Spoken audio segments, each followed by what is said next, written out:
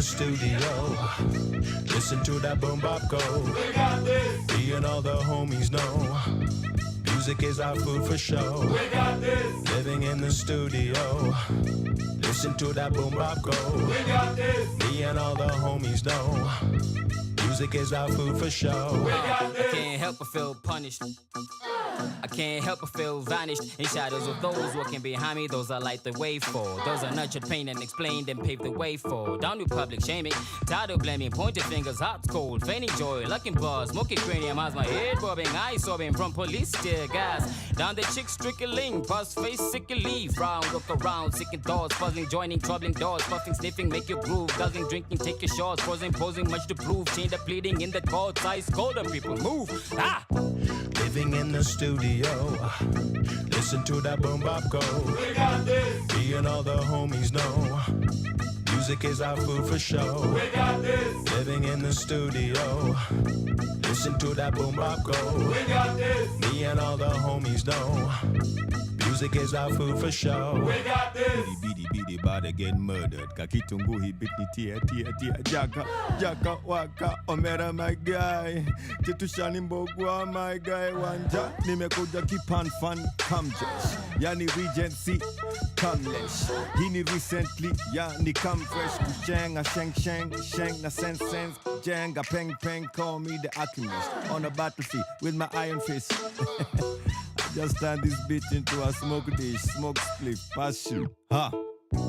Living in the studio, listen to that boom bop go. We got this. Me and all the homies know music is our food for show. We got this. Living in the studio, listen to that boom bop go. We got this. Me and all the homies know music is our food for show. We got this. Living in the studio, listen to that boom bop go. We got this. Me and all the homies know music is our food for show. We got this. Living in the studio, listen to that boom bop go. We got this. Me and all the homies know music is our food for show. We got this. Living in the studio, listen to that boom bop go. We got this. Me and all the homies know music is our food for show. We got this. Living in the studio, listen to that boom bop go. We got this. Me and all the homies know music is our food for show. We got this. From sunrise to sunset, all day and night. Our radio.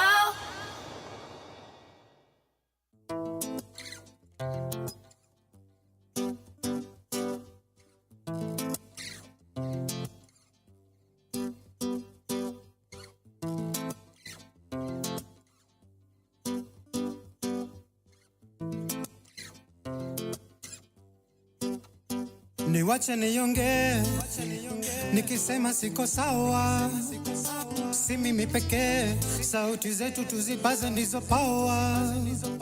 Freedom haiji kwa urahisi, freedom najua kuwa siyo free. Huwezi take freedom for granted. Kausha ingia jela au kosa justice, ile wengine ununua kwa hela. Cut long story short here, nani call shots tukiumia. Ni free will au kuna self interest kututumia.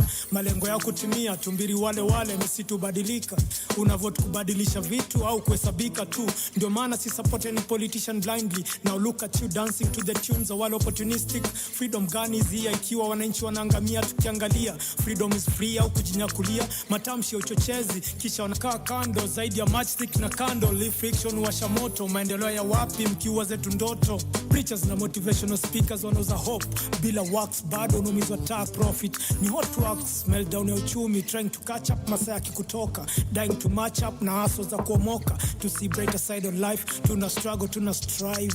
Tuna struggle, tuna strive. Niwache nionge, nikisema siko sawa. Si mimi pekee, sauti zetu tuzipaze ndizo power. Freedom haiji kwa urahisi. Freedom najua kuwa siyo free. Power to the people, tuungane ndiyo tuwe free. Power to the people, tuungane ndiyo tuwe free. Power to the people, tuungane ndiyo tuwe free. To the people, tuungane ndiyo tuwe free. Free, free, free, free, free, free, free, free, free, free, free, free, free, free, free, Niliambiwa maji kuhappen ukisuspend judgment. Politician mwite mheshimiwa hata kitekeleza nothing. Nikibonga nao muambia vile system blood fucking. Hiyo ni problem statement na siwaachi in suspense. Solution ni food za akili tuache kufita maza mwili. Hip hop ikiwa prison of consciousness na leta wakili. Freedom of expression ka Kenyatta jina nshabadili. Niite Kiswahili song na harithuku ingekuwa same feeling. Jazz you change but game ni same na feel kama nobody. Umaskini wa proletariat ni poverty of philosophy. Wanatutrika ati kwa free ni pride love na initiatives za LGBT. Sijui alphabet zili switch vipi kutoka ABC. Natumia gift of rhyme to help you see na teach for free. Hii industry and lipi na bila awards niko creative free. Niko free to frequently na tune in to a higher frequency. Kuna human rights but usahau pia kuna your responsibility. As in, only way ya kupata freedom ni ku free your mind. Niwache nionge, nikisema siko sawa. Si mimi pekee, sauti zetu tuzipaze ndizo power. Freedom haiji kwa urahisi. Freedom najua kuwa siyo free. Power to the people, tuungane ndiyo tuwe free. Power to the people, tuungane ndiyo tuwe free. Power to the people, tuungane ndiyo tuwe free. To the people, tuungane ndiyo tuwe free. Free, free, free, free, free, free, free, free, free, free, free, free, free, free, free,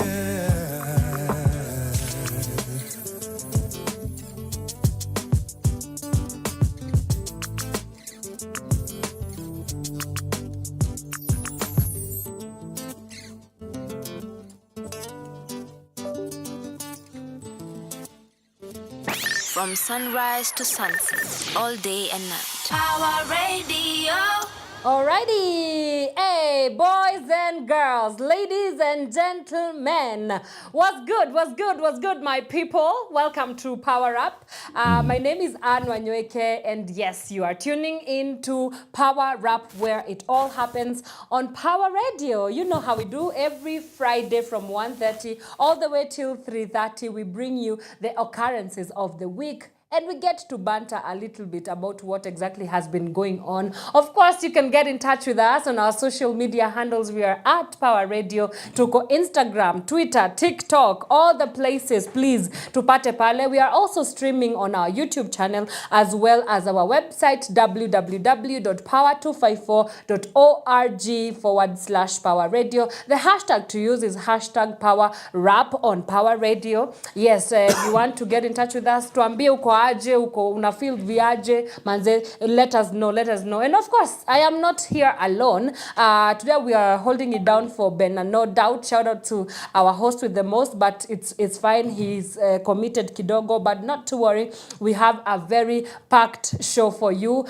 Today, of course, we will be talking to Brima, Mr. Maovete himself. He will be joining us shortly as we discuss his album launch that is coming up, dubbed Sauti Sol, not Sauti Sol, Sauti Zetu. Hey! So you definitely do not want to miss out on that. And of course, I am here with the gang. The gang is back like it never left. Yeah. Hi, DjCj. I'm good. Uko fidi? I'm as good as I can be. You are as good as you can be. Given the circumstances. Okay, so tell us the circumstances. How has your week been? My week has been awesome. A lot of creation on my part. And just agitated when people decided to guza the real Murima. Yes. That is art. That is art. Yeah. So when you come for art, now you have come for the soul of the nation. Of the people. So yeah. don't blame us if we return the favor. Oh yeah, for sure. Yeah. Yes, Mr. Elijah Mose. Waza. Bana yo. Sasa. Tuko freshi. Wiki imekuaje? Nilishazoea. Hakuna kitu nishtuo mimi. I've been watching. Sema tu nafurahisha macho. Wewe uko na bandwidth manze. Uko na bandwidth ya nonsense ya hii country. I don't know. Me by the way nimekuanga na hiyo tolerance. Okay. Tolerance nimekuanga nao mob sana. You need to tell us where do you get the tolerance? Yani hainishtui. Not surprised anymore. No, me in terms of surprising, nothing surprises me. But it's just like me, a new level of low. Nimekuwa na hiyo tolerance, lakini when they went for school girls, I was like, okay, no. Yeah. This one, this is too much. Let me ask you, do you know? Yeah. Hapa juu kwa mse? Hapa tu neighbor. State House is a literal barracks. It is a barracks. Yeah. Unaget? Yeah. Wewe, unajua sisi tunachanganga ile so ndio tulipe wochi mmoja. Masai mmoja tunasikianga tuko fiti court mzima. Yeah. Yeye anachungwa na barracks mzima. Tuko sawa? A whole battalion. Sawa? Yeah. Let me take you further. There's an army barracks from every side of this town. From the north, there's an army barracks. From the south, from the east, and the DOD is at the central of it, next to the State House. Yes. But he's scared of school kids. Yeah, the irony. And by the way, if you do not know what we are talking about, which at this point it's hard to say that you do not know, so there was a clampdown of Butere Girls High School, and yet again, it's not the first time that they have been cracked down by the government because of the national drama festivals. So Cleophas Malala akafanya kitu yake pale Echoes of War, which was supposed to show yesterday at the Nakuru. It's happening at the national drama festival, but your serikali ni nani? They decide that the school kids, minors, we're talking about children, school going kids. They are not even voters. They are not even voters. Unawafukuza na tear gas because of a play. What was your first reaction when you saw this news, by the way? We start with you, Moz. Kitu ya kwanza. Nadhani ni ati yenyewe ndio inamshtua, si watoi. Unaona? But hii serikali kuna vile inaendanga ku clash na watoi kama ile story ya Langata Primary pale. Unakumbuka? Yes. We can never forget. Yeah, we will never forget. Kwanza alafu anaita play yao a criminal.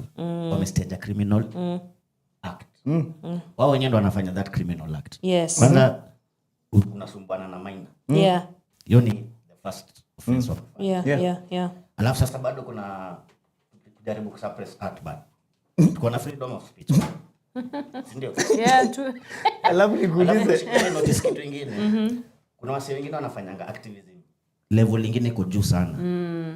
na Ruto asumbuanangi nao. No, Lakini maartist unakumbuka time ya hizi mapicha zake akiwa kwa nini atumsumbua. Yes. Inakushoni. It shows you the first thing that it shows you is these guys understand the power of art. Yes. And let us just kidogo to move a few steps in history. And back in the 70s, when time ya rule ya there was a lot of disgruntledness ya ya gava haikuwa inapenda kuambiwa ukweli.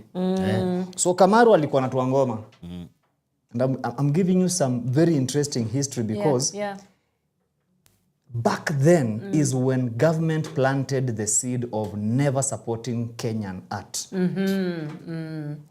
What they did, Kamaru alikuwa akitoa album critical of the government.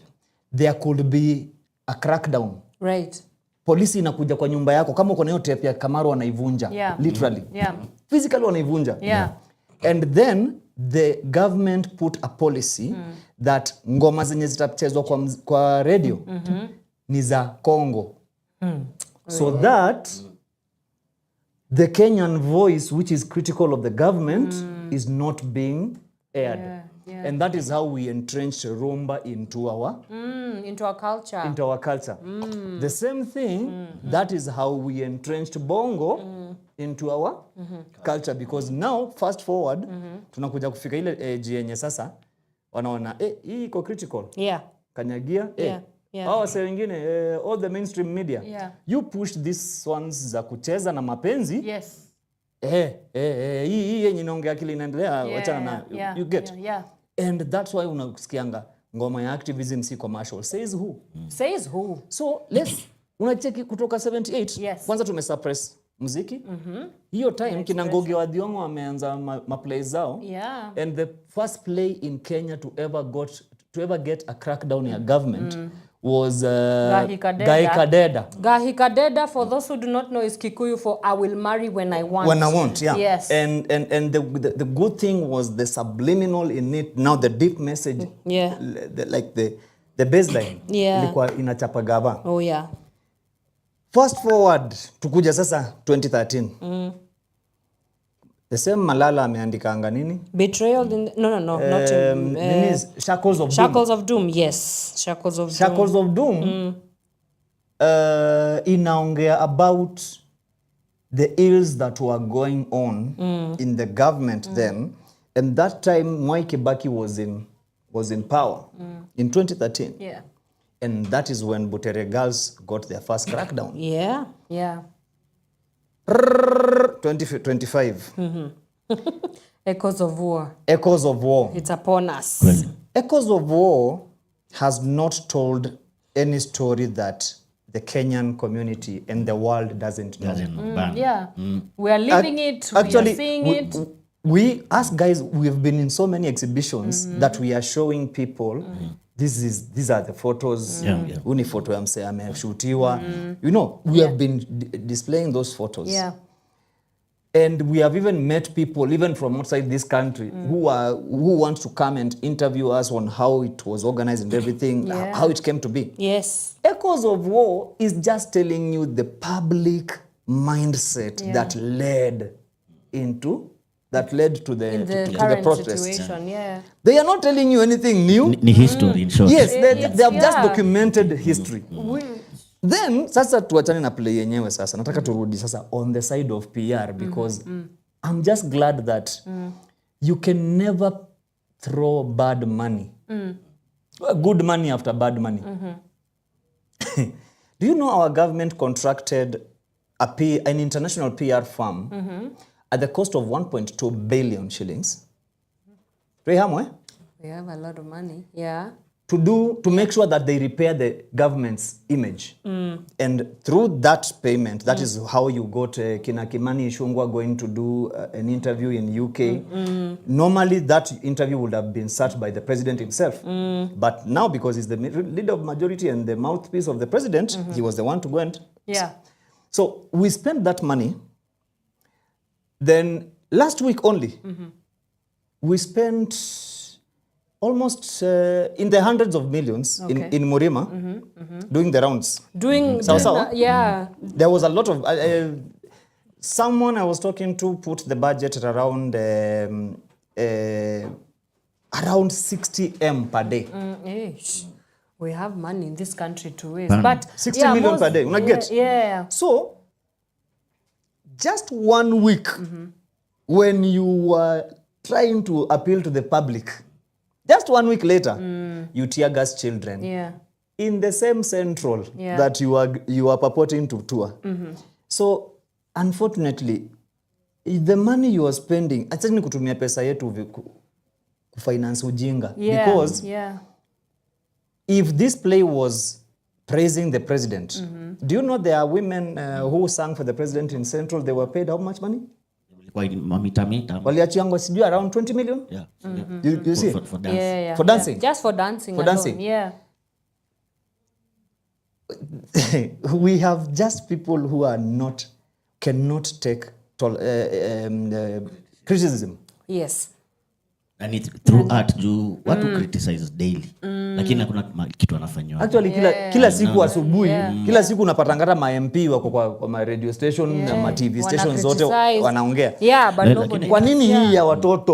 You know. Mimi nashangaa. Ushe noticing venye children rights zochukuliwanga seriously sana. Yes. Ingekuwa ni mtu raia amefanya mtu kitu mbaya. Yes, ingekuwa mmoja si wengi, wengine mbaya sana. Mmoja tu. Yes. Na government ingekuwa ina handle hiyo, si ndio? Kwa nini wao ndo wa kwanza kuoffend? Manze ni double standard. Hiyo ni double standard. Alafu nataka kukuuliza Moz, I think we have our priorities messed up as a country. Always. Manze like the last thing tunafaa kwa tukidiscuss ni story ya player watoi. Healthcare I work. Education system, 98,000 teachers tuliona juzi ati hawana job. We are short of 98,000 teachers. What do you have to say about this as well? Priorities. Si unajua kuna kitu wa maana anaweza prioritize. Yes. Kwanza. Yeah. Nipanganga. Si kitu mpya tu unaniuliza. Wewe unajua. Ina depend na lakini ukiongeza mishahara, ukiongeza allowances, hapo sasa ndio wanaweza wananchi. Yes. That is the interpretation of wananchi. Wow, yes. Yeah. Ushi notice venye tunaonanga kwa ma headlines, the MP wamejiongeza do very frequently hata within a year. Yes, yeah. Hiyo ndio priority ya kwanza. And by the way, to just give you context for people who might not know, Chris ametupea some of the examples that some of the places that have been on a clampdown from the government. Another one was Betrayal in the City by Francis Imbuga. And then we also have, of course, we talked about I Will Marry When I Want. Then The Trial of Dedan Kimathi was also one of the plays that the government has not necessarily given them the freedom to be able to be aired out. So waliguza Murima, if this is a conversation that will go on for forever, I don't know for how long, but they can't silence all of us. That's one thing. Ati imekuwa inafightiwa from hata Kenya tu, hata kitu kama muziki. Unataenda tukiwa na excuse me, Eric Wainaina. Anasemanga mseo wa band anatolewa kwa stage. Today tajaonekana. Tajaona mpaka wa leo. Ikabidi mpaka endage sasa maju. So alienda exile. The days not perform.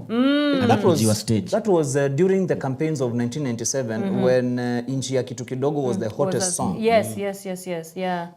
Because Saitoti is the one who ordered them to be taken off stage. So Eric was too popular, he couldn't be. He couldn't be disappeared, and then he had the means because he was still a student at is it Berkeley? Berkeley, Berkeley. So and sometimes people think that shrinking is a good thing. No, it's not. It's not. Because sometimes I even see people wenye tulipiga kelele kuwahusu wakanini waka resurface the likes of kina Kibet Bull. Why is it that kuchora casket ni so like in our trigger, you know, we are dealing with an insecure government. Petty leaders. Exactly. And you see ni vile tu kama venye unasema priorities zao wanga not right, but kuna so the same as vitu zinawakatia haziwezi kuwa ni vitu serious. Unajua the one thing that you can deprive a dictator, usimnyime do. Just deprive them of adoration and praise. Attention. Yani, they become like a baby. Alafu tena nashinda what happened to protect the girl child. Mazejo. Hiyo ni girl ilikuwa tu ya madem. By the way, wanganipanganga yani gava ilikuwa imetoa pesa ngapi ile siku ya 100 million ya ku femicide, then they went to tear gas underage student, underaged. By the way, nasi wakiperform wakirehas walianzi hata kwa basi before the night before. Because this thing for me popped up the night before. Each time walikuwa wana so it popped up like kuna tear gas. So hiyo time kitu inakam ni Malala amearestiwa. Then in the morning I'm now seeing the drama ati wame lock out public kusikue na audience time wao sawa na perform. And that's how they said, you know what, there's no point ya kuperform for the adjudicators. But now look at it this way. If I was now a PR advisor to the government, which they need one. Do you know what I would have done? They have paid 1.2 billion. Do you know what I would have done? Ningewaambia fanyeni hivi, doing hivi, hiyo play pigeni. In fact, peaneni number 1 kwa team nyingine na hao wakuja special, wakuja state house ile gala night. Ile kuperform yani. Hapo angekuwa amewaweza. Kujeni by the way. Because ningesemaje peeni number 1 wase wengine au wase wakuwe number 2 lakini wakuje hiyo gala night pamoja. Kujeni mperform hiyo play. Niangalie na nicheke yangu yote. Kwanza hiyo siku na make sure kamera zote ziko hapa. Hiyo uso my friend imeshine hivi, nimesmile mpaka ikiniuma. Then ikiisha niwaambie aki watoto wangu nimewasikia hata kama sita do anything. That would have been a master stroke PR. But right now they are angry. We've now mimi kuna opinion nyingine niko na sijui kama ni mtakubaliana naye. Huo Malala pia mwenyewe anafaa kuelewa the nature of the play. Asinvolve watu wa shule. Kuna magroup mingi zina act za adults huko. Hawa ni watoto wenyewe wako andakia za watu wengine. Ni watu hata unaweza sema hawana consent. Si ndio? Kuna nini zingine, topics zingine kama the first time ilibaniwa, si ndio? So ni kitu unajua ita happen. Usinvolve watu. Let me put a twist to that. In the art of war, you're told that the aim of war is to achieve an end. The aim of war is not to fight. Nugget. And that's why I actually feel like this was a masterstroke. Because when an alligator leaves the water and comes to tell you that the crocodile is sick, you will believe him because ametoka kwa hiyo habitat. Malala ametoka kwa kambi ya nani? Alikuanga chairman wa UDA. Tuko pamoja. Kuna venye alikuwa jaribu kwa sijui ni senator ama alikuwa secretary. He was a former senator. He was campaigning to be the governor. I think ni wa Bungoma. But hakunini but alikuwa nini wa UDA. So na ngori na so kama kuna msee ametoka UDA anatuambia kuhusu UDA and the things that he is saying are true. Bro, whatever means you are using to get the message home, use it, because trust me, the other thing is that this government always likes attention. All dysfunctional governments like so alikuwa anapatia watu hii ukisema by all means hiyo na hapana hapo tulibana kitu kama hiyo by the way. Kuna wase wengi wanaweza pass hiyo message across vizuri sana. Mbona usitumie ma influencer, mbona usitumie wase market wa bigi hao watoto wenyewe. Wewe imagine mtu wako kwa hiyo situation anapigwa matia gas huko na wewe ulikuwa home huko unajua mahali ana act hiyo play. You see, sisemi wasi act. You see, lakini kuinvolve watu wa shule na unajua the nature of the content unaenda hapo hivyo. That's a controversial take. No, but let me give you another side of that story.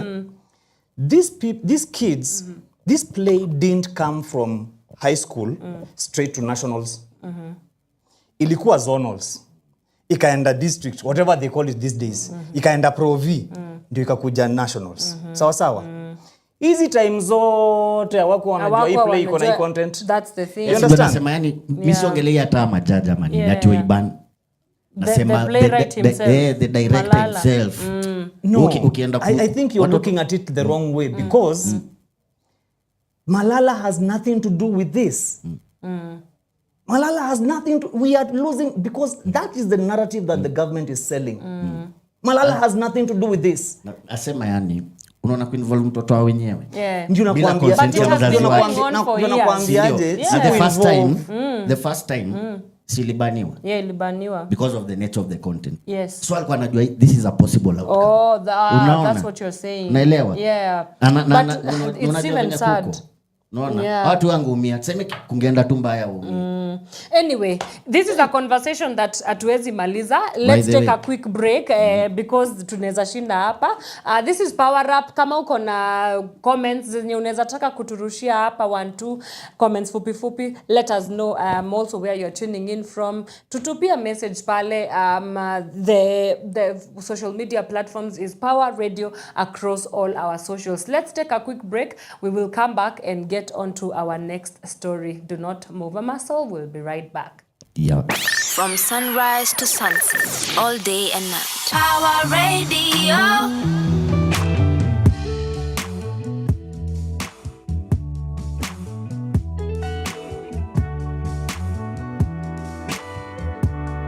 Yo, nilienda far sana na mi.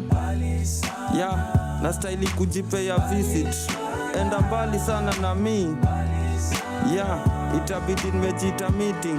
Nilienda fana mimi nikapoteza network ya God. Kumbe anataka tuwa sote mind, body and soul. Hakuna shortcut nituwe ndani ya hii baro. Itabidi upay attention hata kama sido. Nilidhani ni hallucination ni kama na cheesy jo. Kumbe ni echo za mind yangu zina bounce kwa wall. Kuna msichana ni cheki kumbe ni mi kwa kioo. Siri ni yetu watatu ni wa kupoison sinia. Hakuna kitu valuable ka kimya kwa hii dunia. Break out of silence na zile kelele na make. Sacrifice kila kitu hiyo ni kama nitamek. Nitoke hiyo side ingine ya hiyo shimo unless staki hivyo kuna mademon lazima nitaface. Hakuna elimu kuja bila ya kufanya mistakes. Nikaamua nikijipata nitajijipia ref. Ndo nijipate kabla uovu za dunia zini arrest. Kun fire kun. Kun fire kun. Kun fire kun. Fire fire fire kun. Kun fire kun. Kun fire kun. Kun fire kun. Fire fire fire kun. Nisikize vizuri mini brain kwa akili yako. Mindo memories za utotoni mwako. Cheki life yako ina revolve around nini. Know thyself, wejijue jiamini. Hauhitaji psychologist au kusik medical advice. Device plan ya personal fulfillment na we actualize. Parallel universe haina limitation, it's all in the mind. Furaha, amani, upendo, manifest self image divine. Nilienda far sana na mi. Nastahili kujipea visit. Uski psychologist amenifanyisha PE. Ati niangalie sura yangu kwa mkojo nimepi. Fashion ya misi mi. Tichali uliza what do you wanna be. Kukua msoe nikagundua zote. Doctor na lawyer na scientist ni mauana be. Sio bure waliniseparate na mi. Sana jitafuta walinishow me. Ako 6 feet deep. Wakamreplace na madawa na steam. Asa means ya kuget back your self esteem. Wakanishow me wa ukweli ni myth na ni superstition. Wakashow masizwa mi wa bleach. Wapigia surgery za hips na tits. Na mabro ameze tembe za gym. Kun fire kun. Kun fire kun. Kun fire kun. Fire fire fire kun. Kun fire kun. Kun fire kun. Kun fire kun. Fire fire fire kun. Nilienda far sana na mi. Yeah, nastahili kujipea visit. Enda mbali sana na mi. Yeah, itabidi nimejita meeting.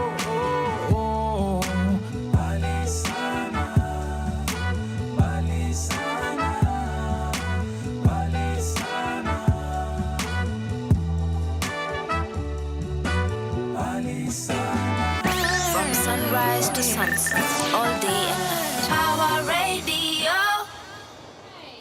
Welcome back. That is Kun Fire Kun mzee wetu pale Brima and Kitu Siwa, and it's playing right here on Power Radio. Yes, we are still on the Power Up show where it all happens. I am the hostess with the mostest, if I do say so myself. My name is Wanyoike, and I am here with my squad, the indomitable DjCj. And you umesema SSSS. And the illustrious Elijah Mose. Waza. Yeah. Right. So let's continue. Let's continue with our conversations. Yes. And last week kuna story ya mjama fulani hapo anaitwa Telvin. Yes, Telvin kutoka Rongai manze. Alikuwa ni Sanse. Donda. What is Sanse? Police. Ni adui wa Sanse. Let's blame it on Butere. Yes, ni Donda. Wa Rutia, 125, which I'm from, representing. Yeah. Yes, so manze ameingia, so walikuwa wanaenda home during the night, and one of the passengers, a lady by the name Viola, akaanza kumshow aski poa, she couldn't breathe, she needed to access a hospital. Yeah, manze without even thinking about it, pindua gari. I think walikuwa hapo around Nyayo, wakaingia Nairobi West, akapata matibabu, yenyewe ilikuwa a critical alikuwa kwa critical situation, and so your story ili come out and everybody was really really odd, because remember context yenye inakam ni 2 weeks I think prior. Kuna msee wa Super Metro.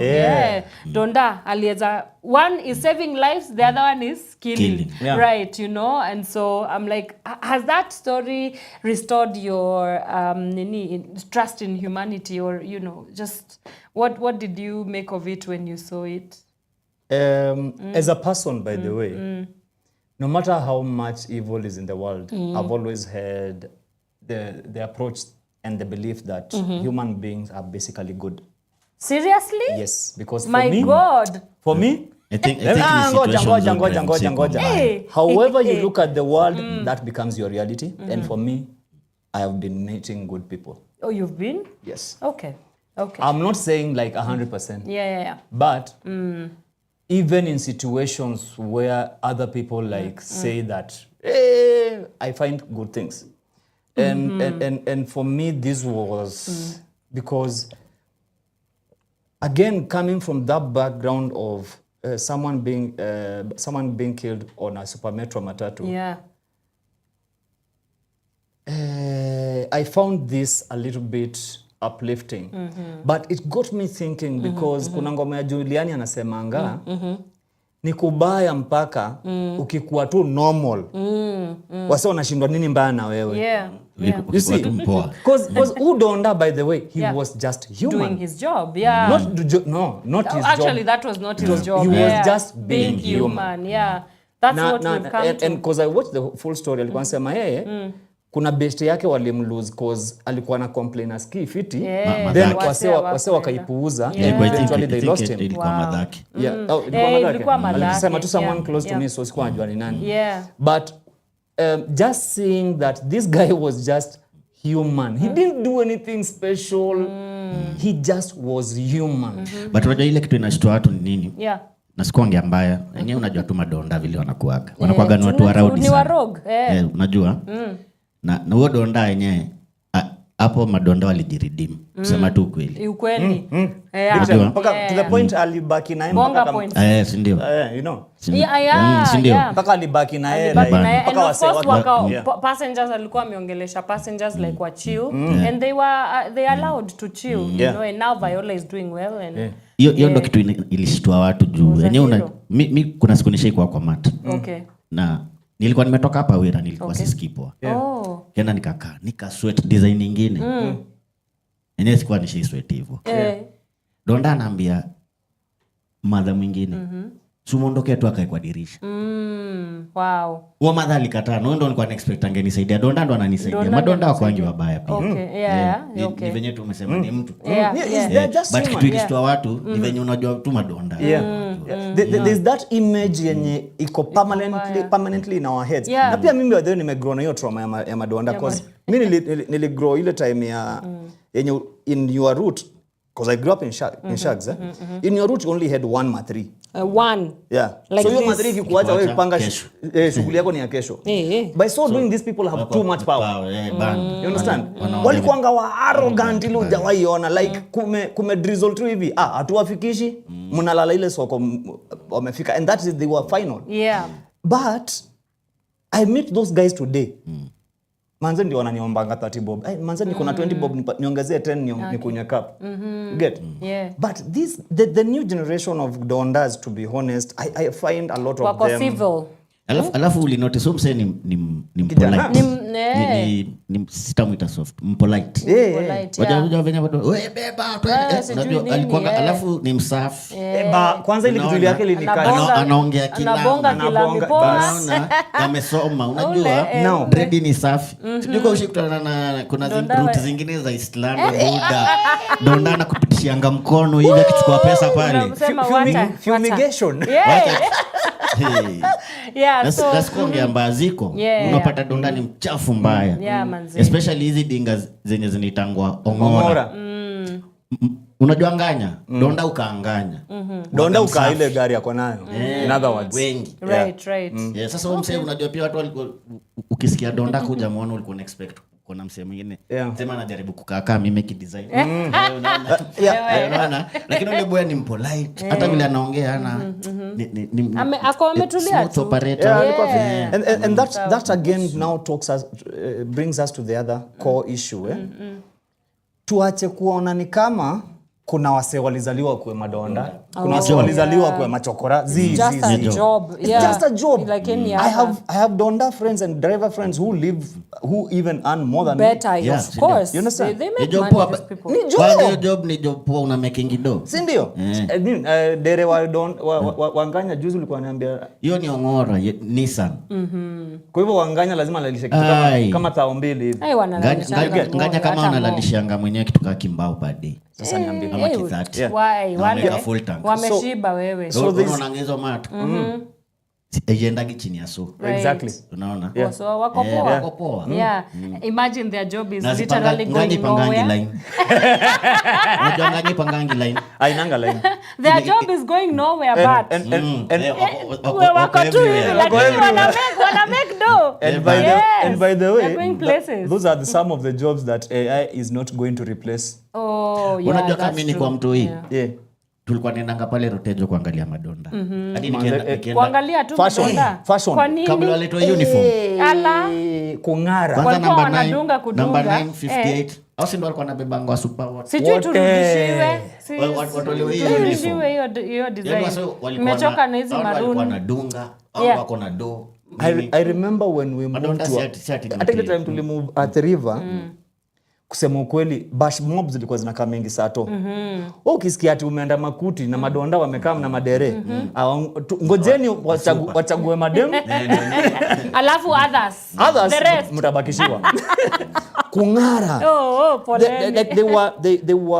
They were a social. They were a culture thingy. Kungara ni wao kuna madem the hottest ni wao wanawaletea zile ngoma latest. Unacheki because there's just one thing that I'm really loving about the space we are in. I think since last year there's a special pride in being Kenyan yenye imekuwa entrenched in a different way. Si hata matatu peke yake, in the normal way of doing Kenyan things. Because I saw another lady on TikTok and I've been like tracking her this week. Ako States. Anaitwa sijui Bantu fulani. My friend, the things here tunasemanga ni ushamba. She came to Kenya, collected all of them, and now she's doing content showcasing those things. I'm like what? Give us an example. Like LP ya Katitu yenye hata mimi mwenyewe sina. Na play huko.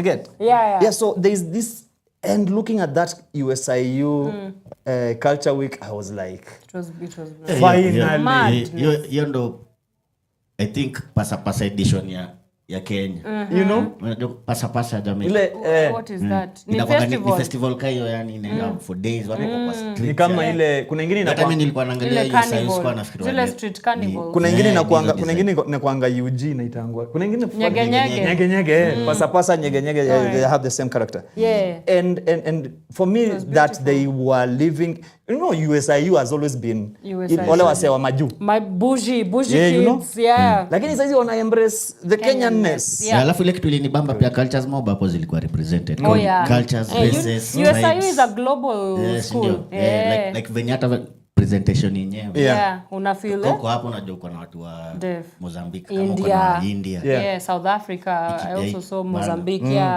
So we're in a beautiful space.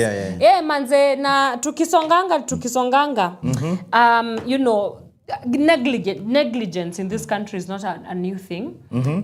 Tuko na a very big problem. Kama you find negligence across all sectors. Kama sio kwa healthcare, tunapata negligence kwa education. Kama si kwa education, like it's all over. So the other place that we have been seeing negligence in this country is in buildings. And Josie, we saw the controlled demolition of a building that was worth 350 million Kenya shillings. Ikienda to whip down Mombasani, and it was owned by Irshad Sumra. Manze. So and the reason chuma ya zamani. And you know, one of the reasons as to why it was being the building had to go down is because it was slowly sinking. Nakumbuka this is a residential place, you know, it's a place that people were living.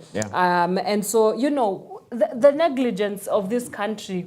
Why do we like going to cure things instead of preventative measures, you know? I would assume if you have a budget of 350 million, you can get a very good surveyor, okay? Figure out, is this riparian land? Why are we always constantly wanting to rush to do things without taking the measures, protective measures that are needed to be taken? Moz? I think kwanza ni corruption. Unajua si wa Kenya yenyewe tuko corrupt. Sema tu kweli.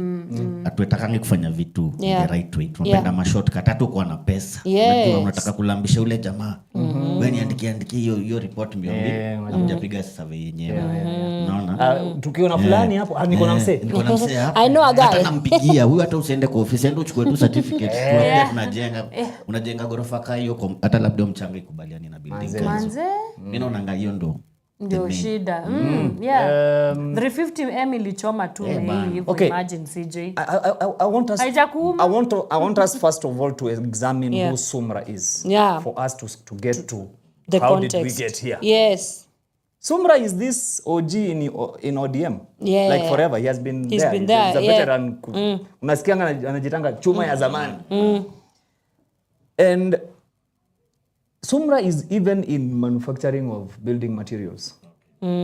Hivyo ni mtu afai kuwa na issues kai. Bas, sasa nataka kukupeleka polepole ndio now what you are saying that it's actually just a mental thingy that juu tunaweza piga ma shortcut. Wacha tusonge nalo. But in that incident kuna kitu moja, there is a lot of wrong that we can point out. Yes. But there are good things that actually I want to point out from these incidents. Number one, I must commend the governor of Mombasa. Manze, sijawahi dhani ndawai ka hivi ni congratulate mse, but on this one he did the right thing because lives are more important. We have seen in this Nairobi, in Kiambu, in many other, even in Kisii, in many other towns, where a building has been, even an ongoing construction has been condemned. Yes, and still. And then, watu wanalenga, and it comes to cost lives. Yes. Mombasa governor for ordering the demolition of that. Before, notice, kuna vile pia anaenda kicheki zile buildings mzee.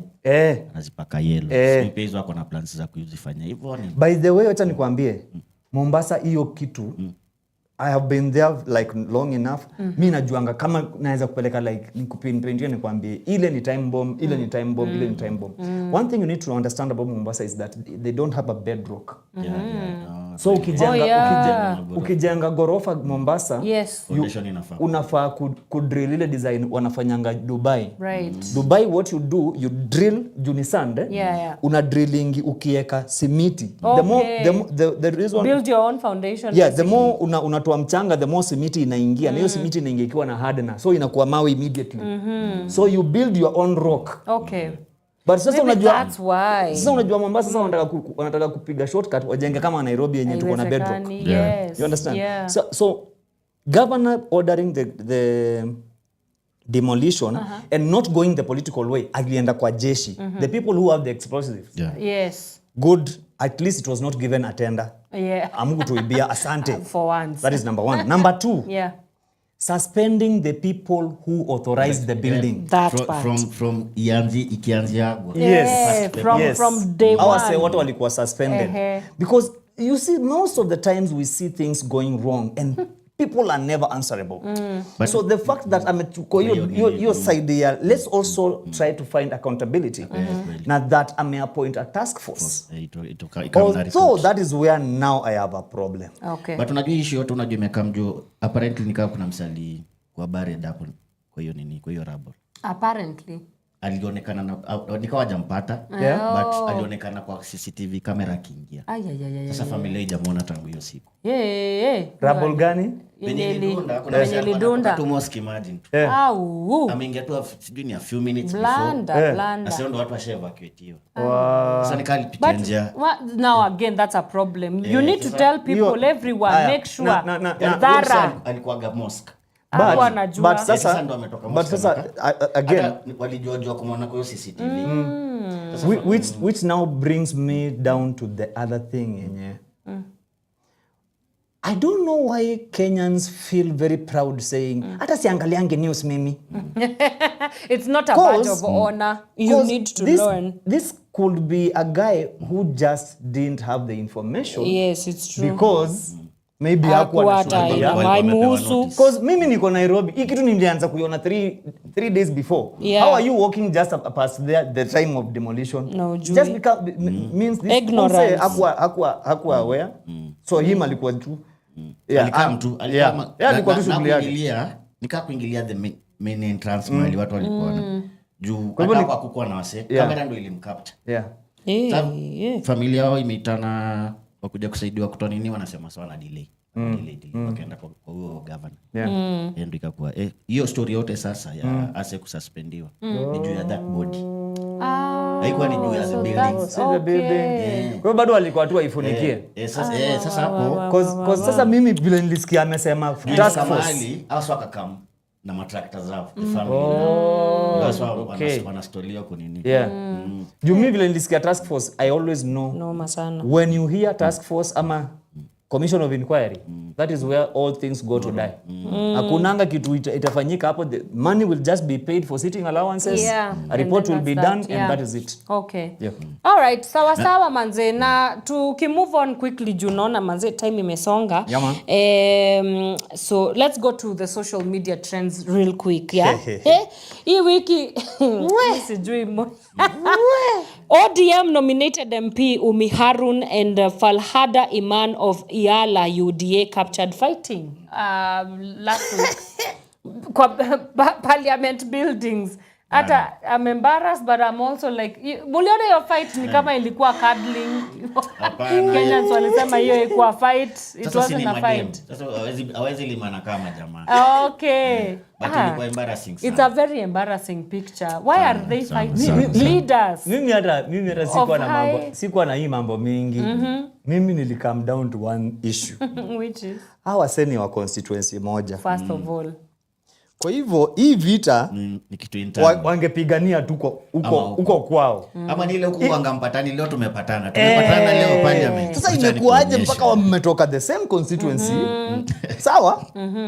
All of a sudden, yani mulitafuta tu kiwanja mkaona boxing match itakuwa ni parliament. Hapa ndio kuna marefari. The political is personal. It's quite unfortunate. I don't even know what to say to this. But I like also how their response has been. They are not really concerned about what is it that they are fighting about. They are concerned about who recorded it. Kama ulioneo fight poa, kuna ule madhali nikali kwa najaribu kuwatoa. Venye alioneo kamera hata kidogo alipoza watu actually bila alichekiwa kamera ndio alitrip wakaanguka. Yes. Lakini pia watu wangawadaku wallahi.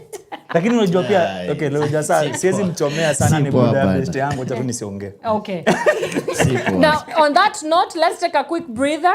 When we come back we continue with some of the social media trends and then tuko na msanii mkubwa jina kubwa manze Brima Maovete. Yes, he's here. He's going to be telling us about tomorrow, the Sauti Zetu album launch. You know, hip hop and theater coming together. What could possibly go wrong? Absolutely nothing. So unless Kasongo shows up. And then we will make the show about him. Tutachange script hapo na hapo. Itaandikiwa hapo. Oh my God. Wasanii wapo. Sauti Zetu #Butere. Wasanii wako hapo. Writer wako hapo. Kabla tuende hiyo break nikuulize tu story ya Butere Girls.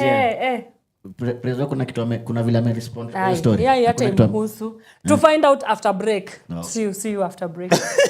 Like honestly that's not from sunrise to sunset, all day and night. Power Radio.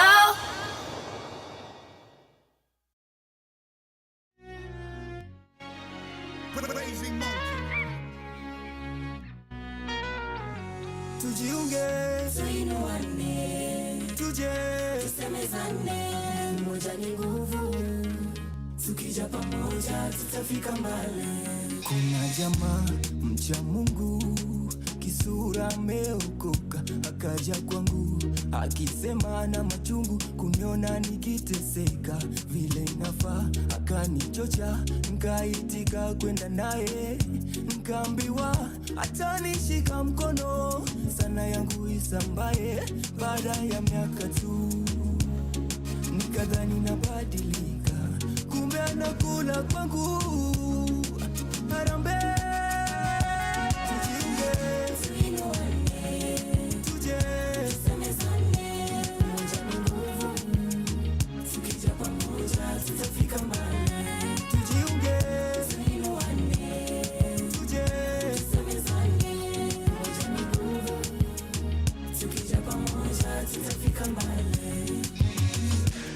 mziki wa timadi, talanta wa dhirondi, dhaudi wa dumadi, mama koni unge. Mziki wa timadi, talanta wa dhirondi, dhaudi wa dumadi, mama koni unge. Kinana leo, kaleo ni eruna, okaleo na sungora, doa leo na ongera.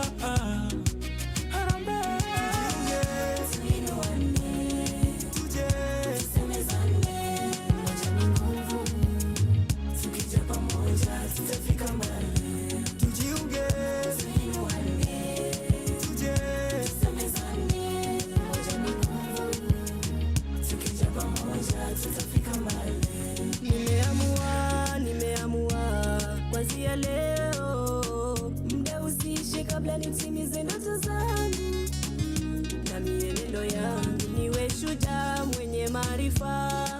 Harambee, si rahisi kufika hapa, mengi nimeyaona, magumu nimepitia. We dada wewe, wengi kunidhairisha, wengine kuniaibisha, wengine kunitatiza. It's not easy for a girl child kufika hapa. It ain't easy for a girl child. Harambe, tujiunge,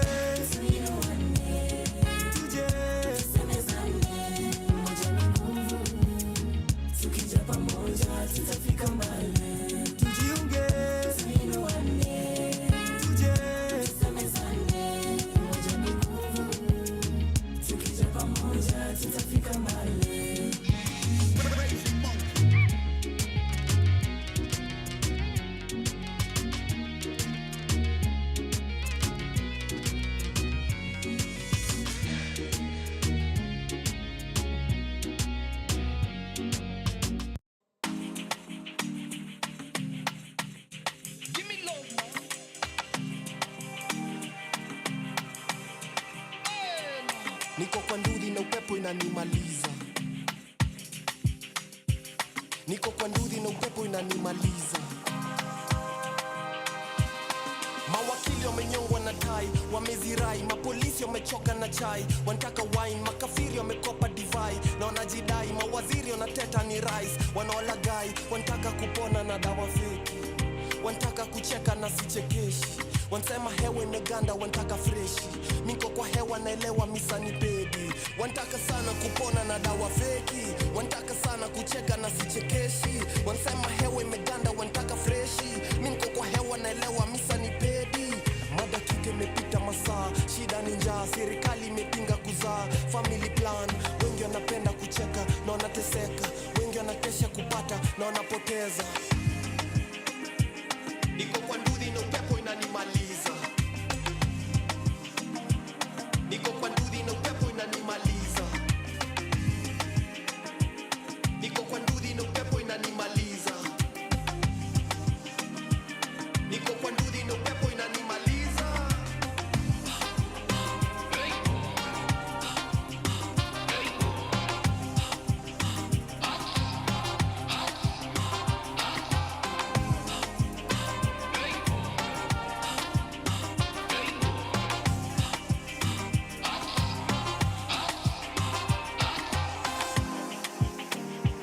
Nimepatikana nkilamba sukari, ya sugar mami, wadadisi wanasema ni chai, bila majani, makasisi wanasema ni jani, sina imani, nani jirani, nani anakaa, nani jamani na sina plan, nani jirani, nani anakaa, nani jamani na sina plan, nimepatikana nkilamba sahani, nani ya jirani, majasusi wanasema ni love, mambo ya nyumbani, changanuzi kwa teli ni scam, kabla dibaji, naona malazi ya paparazzi.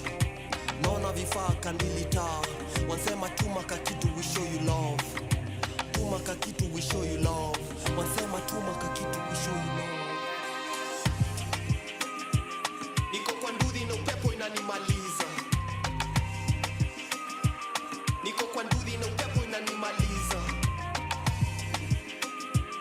Niko kwa ndudhi na upepo inanimaliza. Niko kwa ndudhi na upepo inanimaliza.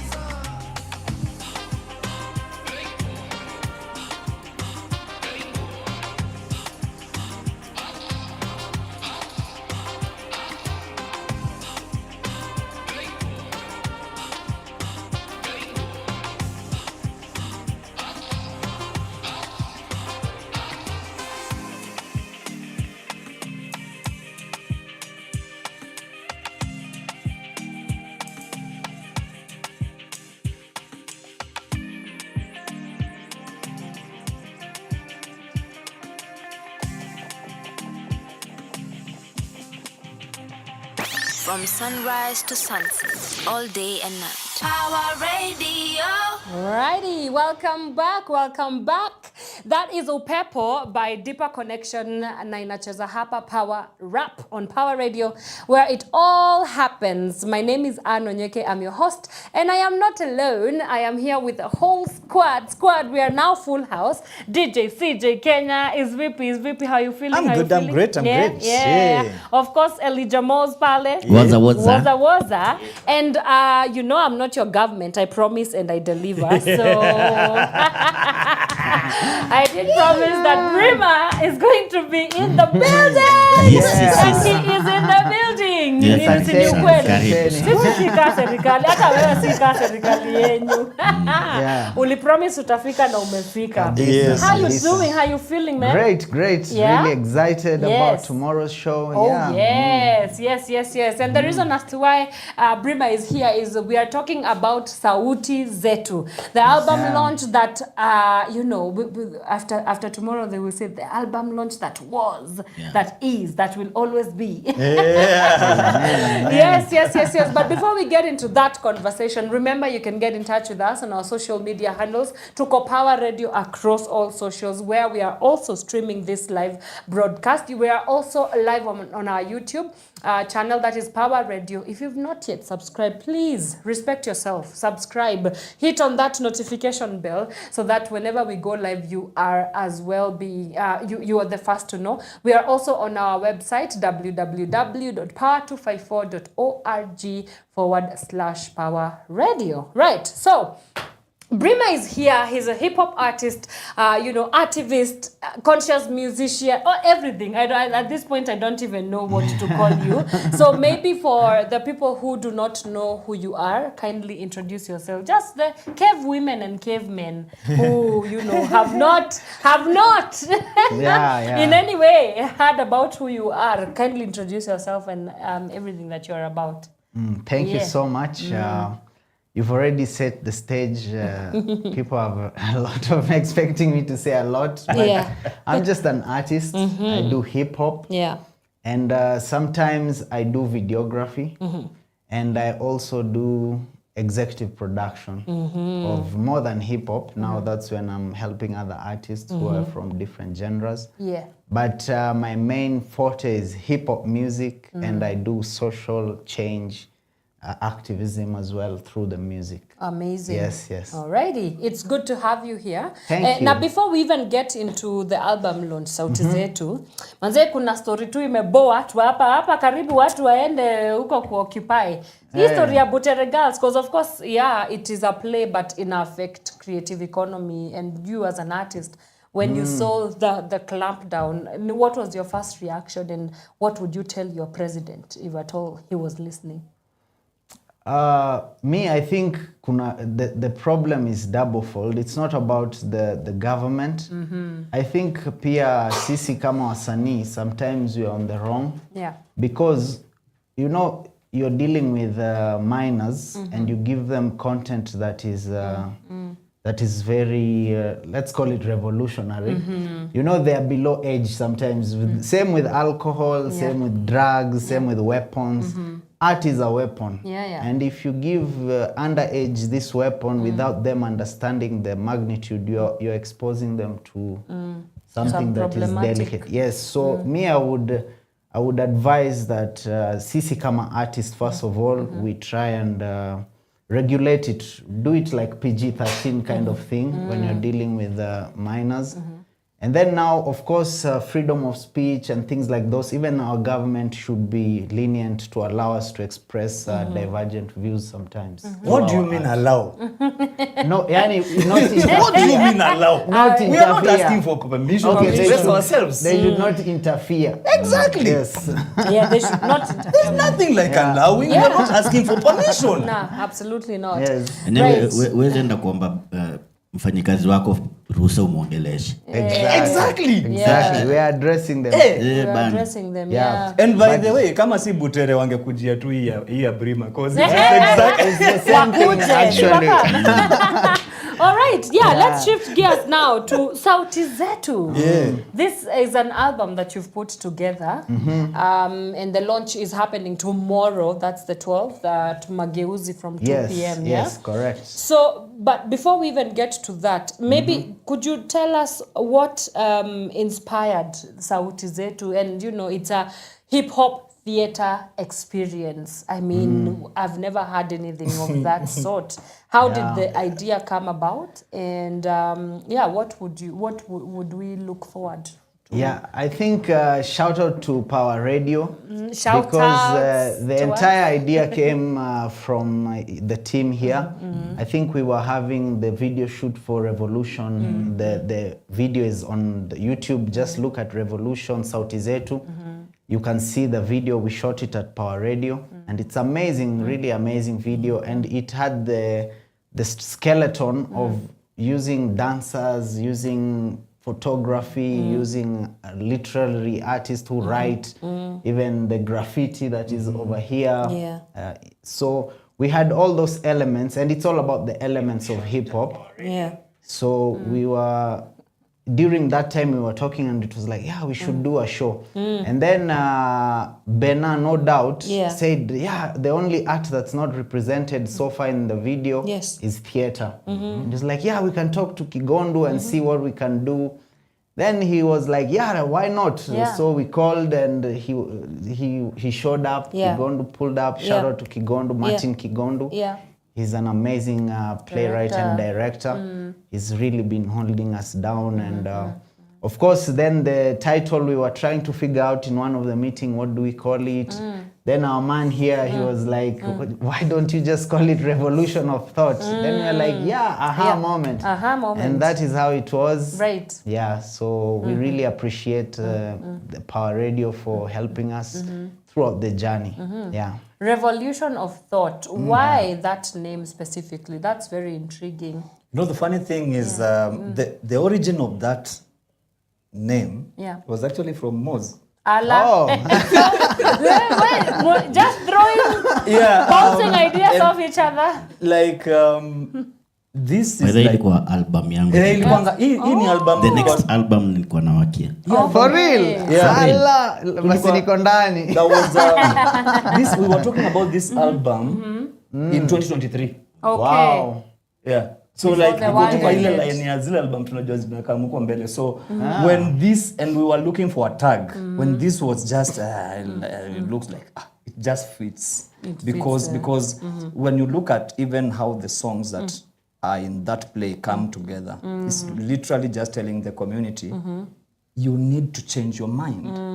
You need to change your approach towards and for people also to understand that revolutions don't really necessarily have to be violent or bloody. If the mindset alone is worked on, we save lives and we still get the end result. Gotcha. Yeah. Brima, you know, this is definitely not your first album. Yes.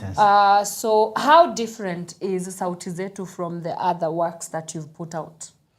Sauti Zetu is really interesting because I crossed over to Mombasa County and worked with my brother Fikra Teule. Mbona huku niita niende your trip jamani? Shwali. Emotional support. By the kitu moja kushow. Sauti Zetu bado hiyo ndo jina group yao. Yes. There's so many layers to this album. There are so many layers. So many layers. Unpack. It's a self-titled. It is a self-titled and self-propelling. Self-titled, self-propelling, self-fulfilling at this point. Self-employment.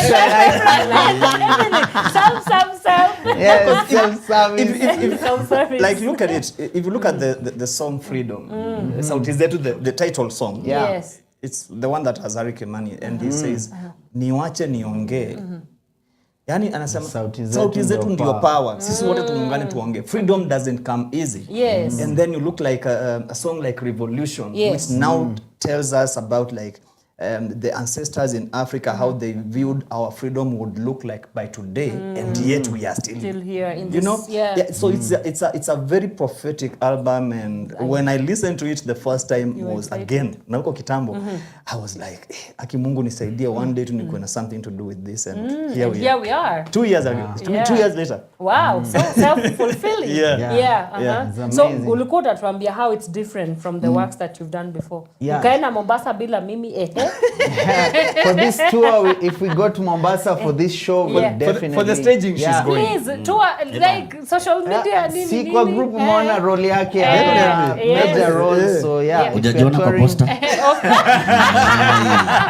Ujajiona kwa poster. Be ready, anza kupack. Nianza kupack. In fact, leo usiku na pack. So how it's different is that we made it purely like about social change and about revolution and about like talking about the problem. So all the songs are packaged in such a way we are talking about these things. It's about activism purely. The other albums, yes, that's my normal theme throughout, but I like putting something for every other audience. Like not everyone is in that zone, social change. So I put other things. But for this one, we said, let's just keep it short and direct to the point. Yes, I love that. And you know, we live in a very, I would say, yes, the market is very oversaturated. There's so many things and options to pick up from, and we have a lot of hip hop artists, even just locally, but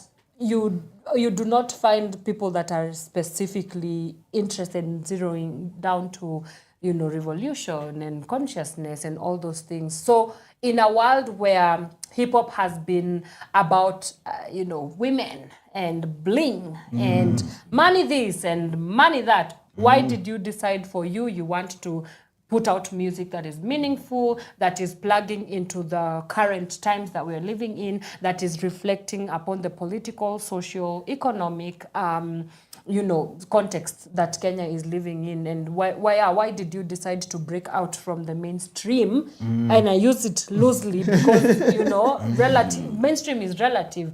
To me, mainstream is this is what I would jump to. To somebody else, mainstream is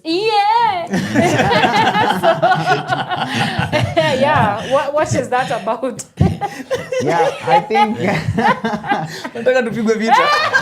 I think lawsuits. Hey guys, I cannot afford, I'm sorry. Shout out to the OG.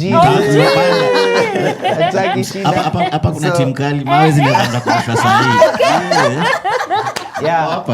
So I think the reason why I decided to do this kind of music is because I look at music as a tool for change, or like I've said regarding the Butere girls thing, it's art is a weapon. So I choose to sharpen it and to target it where it is the most needed. Yes, it's good to have entertainment and people have fun and party and all that. It is good. I also enjoy other songs for party and stuff, but I also look at it as a weapon and as a tool for social change. And since I want to have impact, I try to use my art to do that, to voice our needs and what we want. Because end of the day, social change cannot come if we don't voice what we want, what we envision, what we criticize what we don't want. And for me, art is something that is very handy for that, and I decide purposely to use it for that. Wow. Elijah Moz, you are on the lineup of the, you know, ukona lineup noma. Shout out to the, let me just go through some of the people who will be. Kuna jina kali hapa, wacha tuone. So Elijah Moz, definitely. Msito, Elnes, Monski, King of Art, Nyawera Allison, among many others. How did it come to be that you're going to be part of Sauti Zetu? Who made the call? Unakumbuka Raila na Ruto venye walikuwa wanasign ile. Alisema, by the way, ni wewe uliniita. Mimi hata nilikuwa tu natulia, lakini wewe ndio uliniita. Nani aliniita mwingine hapa? And how has the, you know, the rehearsals, the journey towards tomorrow, how has the experience been? Mimi ndo nilimcall. Ni wewe ulimpigia. Sikuwa namjua personally. Okay. So this time nilikuwa Truce na producer. Truce is the studio. Na Kunta. Okay. Kunta is the producer. Na nilikuwa nangoja Umse. Umse ni mimi. Tulikuwa tunaenda kuuza machungwa au ilikuwa nini? Tulikuwa tunaenda kuuza pixies. What do you mean? Sasa DjCj, we need to cancel you. Alikuwa anatoka Kite. Unaona? Jamaa anakuwa kwa biashara ngapi wewe? Aki DjCj. We have to eat and we've been in this art for like decades. No, you're the reason why Kenyans are unemployed. Atujajilipa bado, so we have to finance art one way or the other. So we do unfortunately, because majuu art inajifinance, but we will talk about that. So self-employment wanaongelea. So nikaenda kumngoja Truce. Nikakuja ni pick up. Tulikuwa tumekaa na Kunta, sijui nilikuwa nataka kurecord ama ninasikuwa na do. Sasa ananiambia, pigia Brima. Brima mtarecord. Na nilikuwa nimesikiza Kiswahili nini. Sisi nikamcall tu akaniambia chukua beat. Tukaenda tukisikiza tu na Odinga. Andika verse, next thing napata kwa. I think iliandikiwa to the same day. That same day. Like, cause when we get a hot beat najuanga, and then najuanga bila na react najua hii itauliwa. And then the other thing about me, I never listen to his songs. You never listen to Elijah Moses before it okay. Brima's songs. All of them. Anyone who I work with, natakanga nisikie ngoma kama imeisha. Okay, why? Is there a particular reason? Niki-interfere na the creating, nitamdestabilize. Okay. Because vile mimi na hiyo idea si vile naiona. Yeah. But when it's now cooked na ndio hii imeserviwa, then now I know how I can present it to the market. Yeah. Brima, for how long? Yes. Na hiyo album yenyewe haikuwa na vingine, ilikuwa tu ikue activism. Hata mtu mmoja si usahau ni Fikra Teule. Yeah. Okay. Yeah.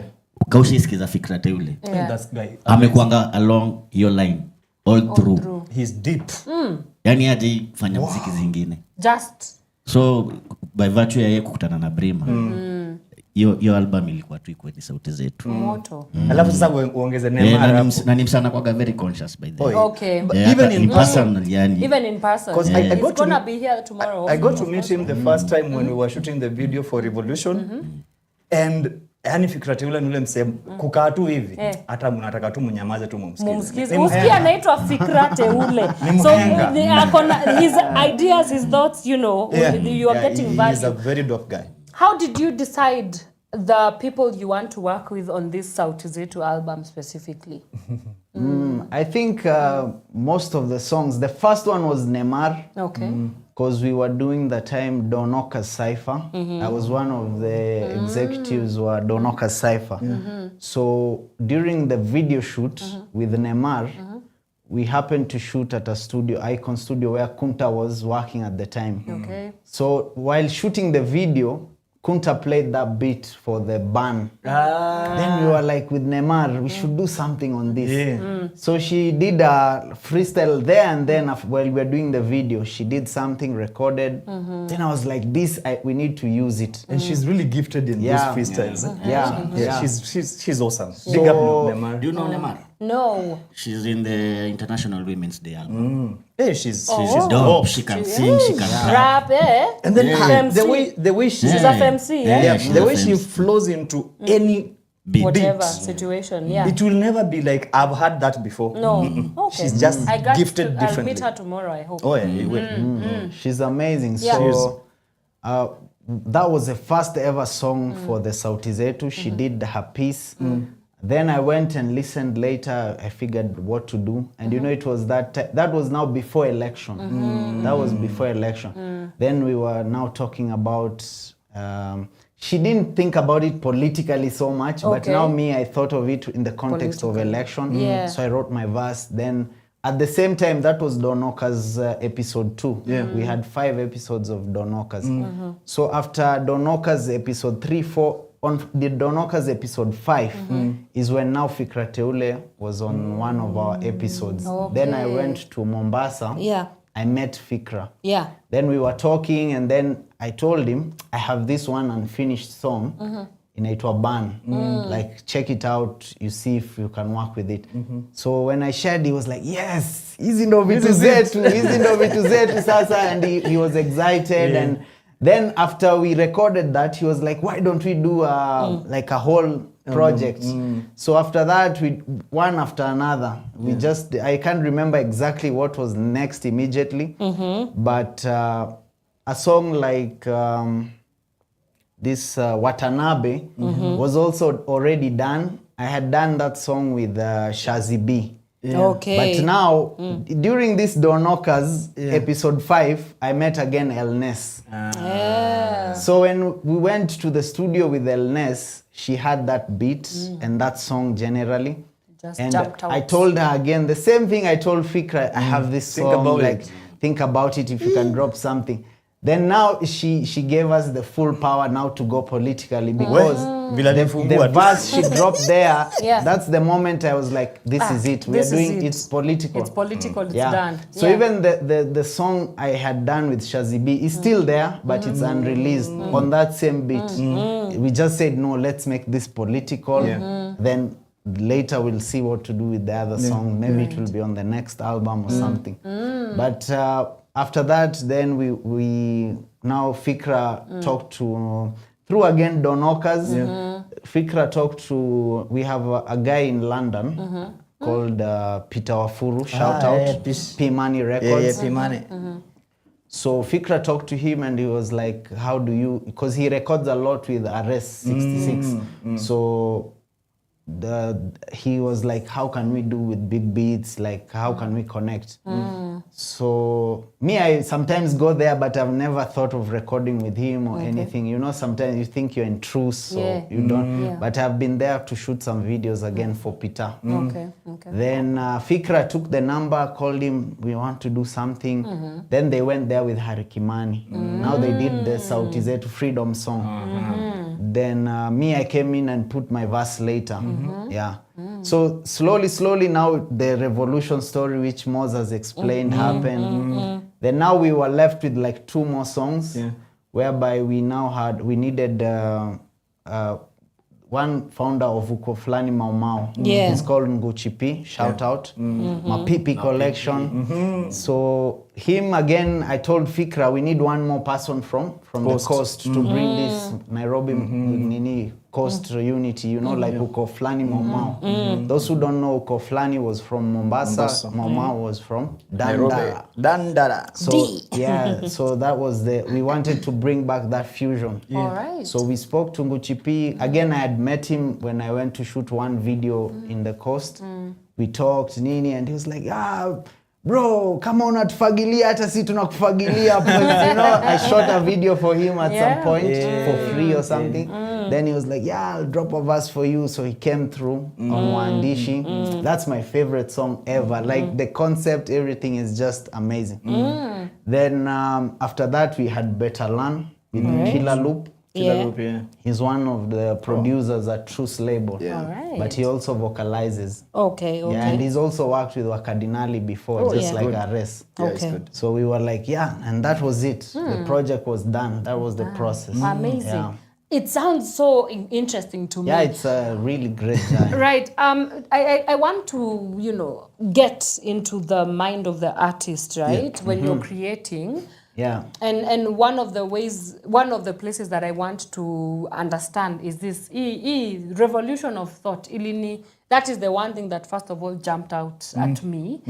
And I wonder, I could not stop myself from thinking, how many revolutions of thought have you gone through, even in your career as an artist? And when we come tomorrow, because we're going to be there, how many revolutions of thought do you hope that the audience members will take home with them?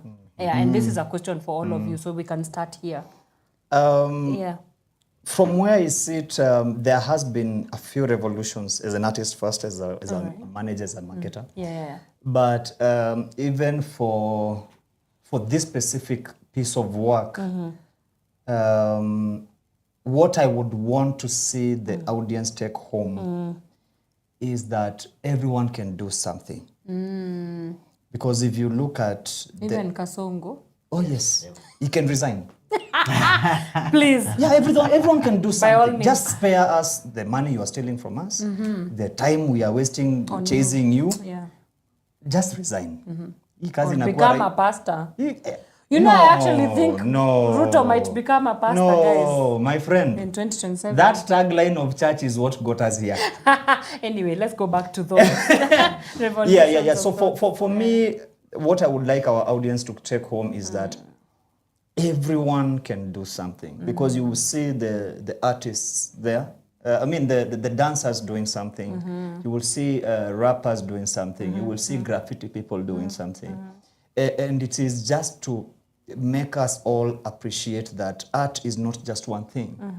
It's a combination of everything. And the one thing about plays is that plays and movies have a way to bring all kinds of art to be to enrich the whole experience. So that is what I'm really hoping that we all take home from. Yes. And it's also a revolution even for all of us as artists, because we also said, let's dare to push this product the same way a commercial product is pushed. Oh, interesting. Yeah. Brima, how many revolutions of thought, that have informed many decisions as an artist? How many years have you been in the game? I've been I've been in hip hop for a long time. Almost, I think, 20 years now, since high school, you know. Oh, 2 decades. But I'm sure there's professionally, many... the first time, like, I did my own, long ago, I was featured, and it's just because I'm in the studio. But when I did my by the way, this is the t-shirt. Hey. Been there, done that, got the t-shirt. Yeah, this was my first album. So it dropped on 2017. Okay. And before the world ended. Yes, before COVID. No, because COVID and then now Ruto. My God, guys. So since then, like you see, the title is Happy Hour Buffet. And I've been struggling with the thing about coming from a third world country and us seeing in the news always negativity. Like watching the news is almost really depressing for most people. And I just try to battle those emotions because being sad and depressed is just another emotion like joy and happiness. So I try to be happy, and that was the first thing I was trying to do on my album. And you know, it's like some people are like, what are you happy about? Like, how can you be happy? About. Yeah. How dare you be happy? Exactly. Those days were Ururuto days. Oh, yeah. So I still, that revolution of thought is something that I was still trying to, you know, you even when your surroundings are negative and all you see is negative, as a visionary and as an artist, you need that revolution of thought to see the possibility of what can become, and try to bring that vision through music and through art, so that you communicate it so that others can maybe see it. Because again, you cannot do anything alone. And people cannot help you do something if they don't see it or they don't understand it. Exactly. So for me, I really cherish that togetherness and working together. And even on Kiswahili Part 2, we had this togetherness concept, which now morphed into the Sauti Zetu. Again, that revolution of thought.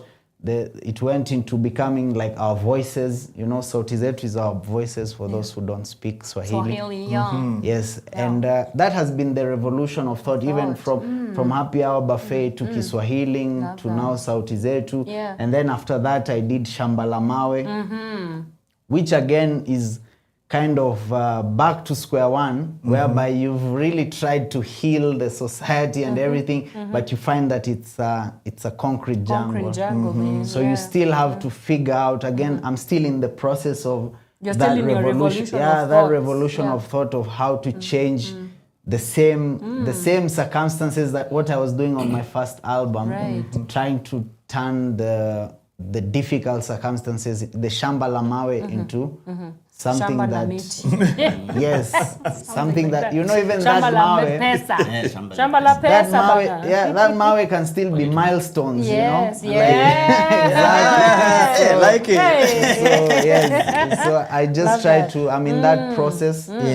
And that has been, now we are going, actually, thank you so much to Power Radio, because now I'm doing my first ever show. Throughout, since my first album, I never did a show. So through Power Radio and the gift of Gab, I was able to at least find the base to start this. That's so cool. Elijah Mouse, your own revolutions of thought, manze, because wewe pia ni... Uwezi quantify, unajua, but ever since nimekuwa kwa space activism, that is your time nilimeetwa sewa social justice movement, nikaanza kukamu DjCj, kukamu Pawa, your time yote unaweza tell zenye nime experience through kazi yangu tu. Your time nikikutana nase, album yetu ilikuwa inaitwa Soulmate ndani ya nyumba. After nimekaa nao, the album nilitoka next ni Born Free. So yenye nakam ni placards, tukienda revolution of thought. Inaitangwa in the rot. Tuko in the rot. But we are still in the rot. We are still in the revolution of thought. But bado we in the rot. So unaweza zifeel up.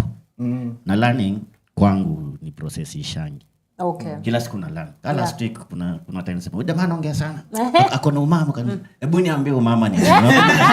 Ni kitu moja sikuwa nimeifikiria. Nenda tu kula. I remember. So ni process tu nenda. That's so interesting. Kilan. Yeah. Yeah. And I think let me just add something onto that, because you see we have done Gift of Gab now for a year plus. Yes. And Power Radio, Power 254 and Power Radio being an artist hub. I'm very happy that we are part of journeys for artists like Brima, right. because every other week we interview like 1 or 2 artists. We have the same complaint. Unataka kusaidiwa nini? Marketing. Unataka kusaidiwa nini? Marketing. And then we come to think of it and we ask ourselves, okay, so what is marketing? It is just packaging yourself. And I remember the journey I've walked with him over the years, and coming to that point of realizing, you know what, we are not going to beg for people to give us shows. Let's create your show. So again, it's another revolution. A product, yeah. Because right. now we have something that he can go on tour with. Yes. Yeah. That's true. You know? That's you mentioned that you had incorporated some people from like uko fulani. Did I hear you saying that? Right? Yeah.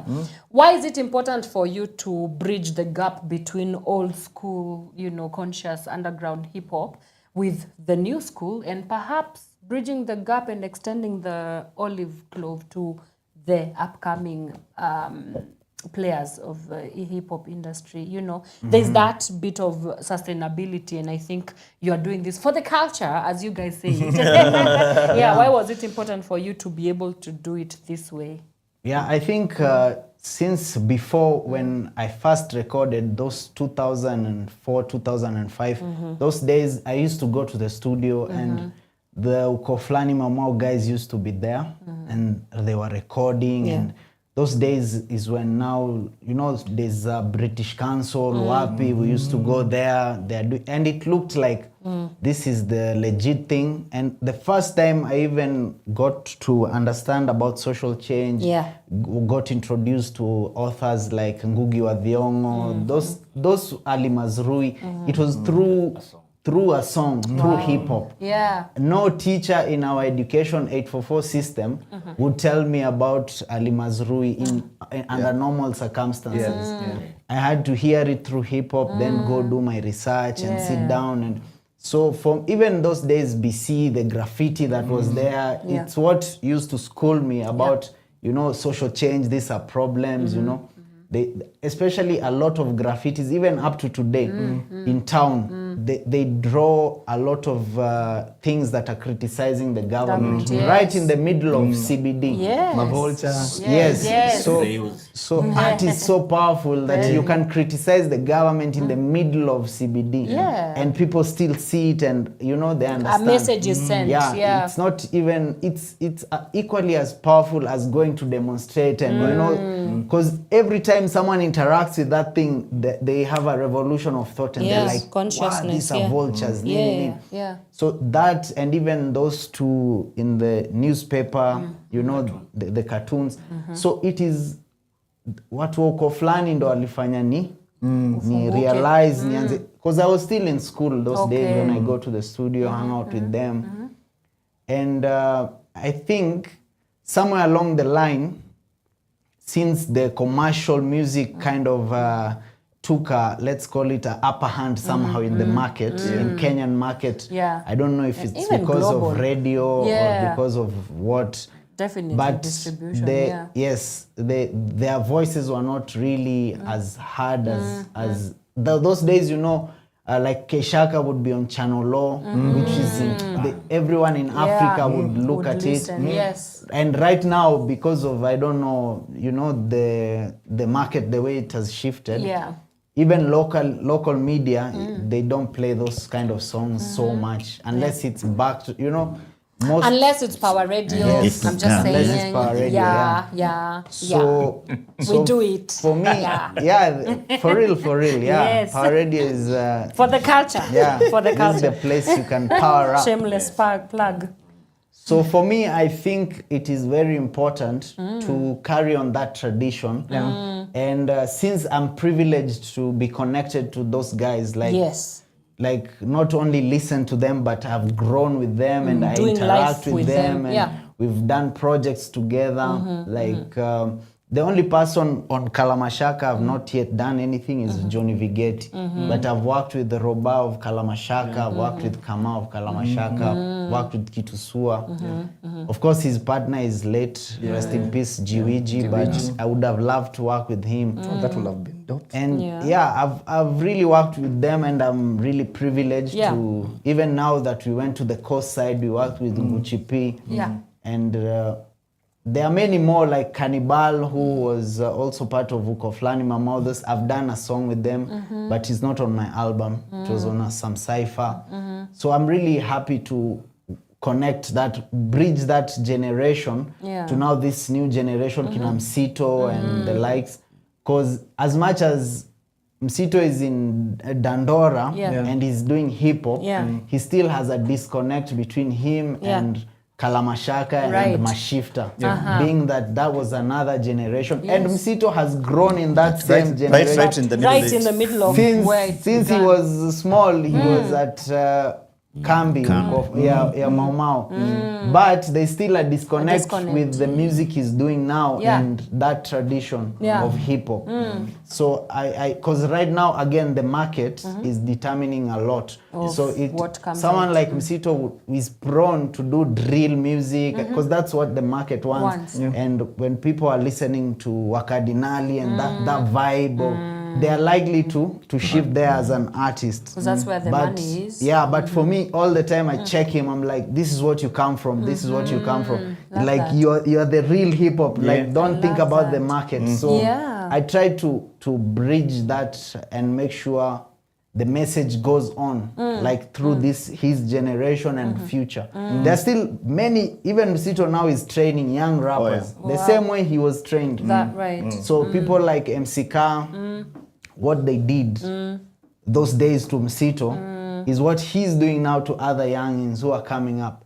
So we are just hoping it will keep evolving. And the whole thing is, we hope the circumstances get better and better, and now that we have Pawa Radio and there's the studio, the struggle should be less. Because now we have the radio where to distribute, a space for that. There's the where to record, and even places like DjCj, they now have a studio of their own. So I just love to see that progress, and that's why I try to go back to the roots, because a tree without roots cannot stand. No, it can't. So that's why I always try to do that. Although the market sometimes is tempting to disregard those and just go now I'll do drill, I'll do sing rap, melody rap. I'm of a different opinion about the market. I think we don't push to the market long enough. Okay. Because if you look at Wakadinali, they came with something, they just stuck with it long enough. Eventually people caught up. There's something that I want to know from Mose. Because there's this little bit of a conversation that is happening in our industry of hip hop. That and if you look at it objectively, we will find that there's the eastern side of hip hop and there's kind of west. And I think West is the hip, and a lot of East guys. I'm getting a lot of boom bap conscious music. How, and in the position that we occupy, gift of gab and being in the culture, you are an artist. You at least interact with many studios. Is there a way of bridging? Because the other thing that I'm also realizing is that when I listen to most of the hip hop here West, there's very little activism on that. There's a lot of party culture. Unaonaje from where you sit? Siwezi sema ati side ya East ndio inafanya boom bap sana juu bado huko watu wanafanya kwanza makapuka mingi sana. Okay. I think ni artist tu. By the hata hiyo East bado ndio imeshikilia gengeton by the way. Kweli. Alafu kitu kingine moshi na nikikushow yani. Sana sana mtu imba kile anaweza relate tu. Kwa hivyo wasa wanaimba tu kile wanaona. Hii operation tuko nayo sahi. Sikuongea vibaya. Punk hata ifeel kama sawa Eastland. Hata hezi feel hata hajawahi interact nayo. Hata kiandike hiyo ngoma. And it come from a place of conviction. Unaona unaandika ndio. Unaona kama yote ya June 25th. Watu walitoa mangoma sana hata wasanii mob walikuwa na doing hizo ngoma za party. Hata Sauti Sol did maandamano. Walifanya juu ndo kitu ilikuwa ina happen. Ilikuwa the hippie the trending. Mimi naifanyanga. Juu ndo life anajua. Hiyo ndio life yake. Ya daily. Unaona. Okay. All right. Naona manze time imesonga. We are just but just to finish, like the music, whether you're from east or west or wherever, not everyone can be an activist. Not everyone can. Not everyone can do that conscious vibe. Because again, you can't do something that's not authentically you. You just have to be yourself. Exactly. That's true. It's just that some people may overlook what they are. Like someone like Msito should stick to the roots because that's the reality. And if the same hip hop conscious music took Kalamashaka to Europe, Nigeria, and to all over Africa, all over the world, like their song all over the world. If the same music about activism and social change took them international, any music can take anyone international. So you stick to your roots. If party is your thing, and if weekends you're partying with your homies, you just rap about party. Because the same thing, even hip hop ikianza, there was people like LL Cool J. Them they were singing, and the women for the women, So at the same time there were KRS-Ones who were always talking about change and self-knowledge, empowerment, and they're still doing it up to now. So those are two different lanes.